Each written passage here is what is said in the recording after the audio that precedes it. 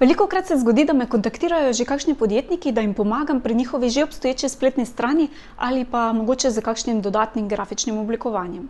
In običajno niso zadovoljni z prejšnjim izvajalcem. To je lahko zaradi slabe izvedbe, nezaupanja, neodzivnosti ali pa kakšnega čisto tretjega razloga. Pri vseh so pa skupne ene take točke in to so tiste problematične točke, kjer so zaradi nevednosti ali slabega poznavanja sklenili posel, ki je prinesel veliko slabe volje in pa je velik finančni zalogaj.